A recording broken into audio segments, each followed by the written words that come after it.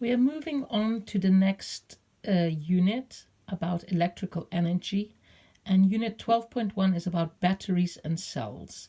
This is a topic that was already discussed in tto2. There was a page with all different kinds of batteries, you might remember.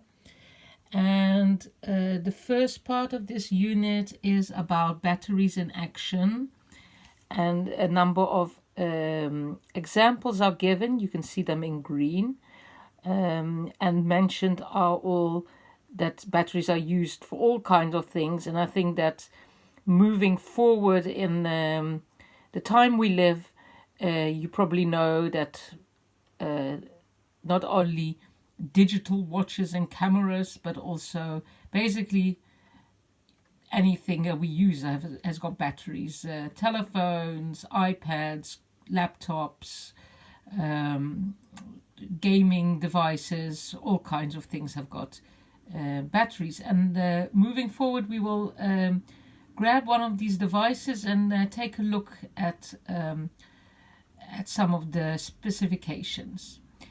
Furthermore, in this piece of the unit, in orange you see a definition. The definition is what is a battery or a cell, a source of electrical energy.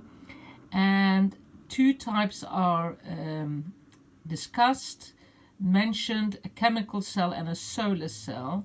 And I've underlined the energy change. Also, this is something that comes back from the first year. In yellow you see explained the process that happens in these kind of cells, in the chemical cell and in the solar cell. New is electromotive force. A force, as you know, is something that gives movement,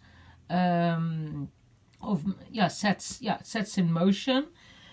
So an electric motive force is a force that gives movement to charges, and they are pushed around a circuit by a cell. So electric motive force is the force by a battery or another kind of device that gives power, we could say.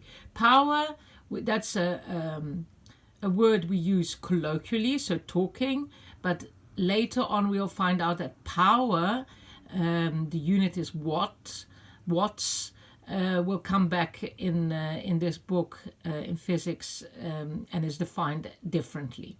So the electromotive force is in volts, and it shows the push of the battery.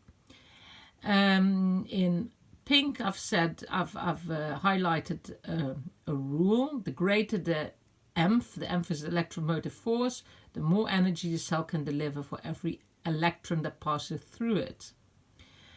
We also call the EMF the voltage, and you have voltage provided and voltage needed by a device, and so that we'll take a look at that during the lesson.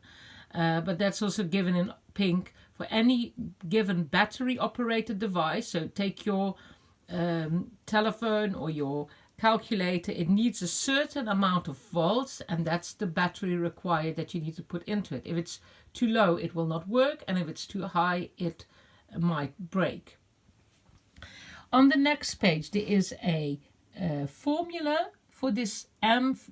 It's not used very often, to be honest. It's the electrical energy per charge. So joule divided by coulomb gives volt.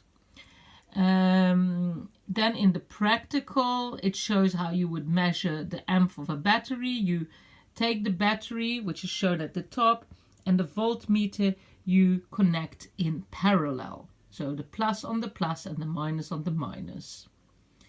Then here there is a part about safety.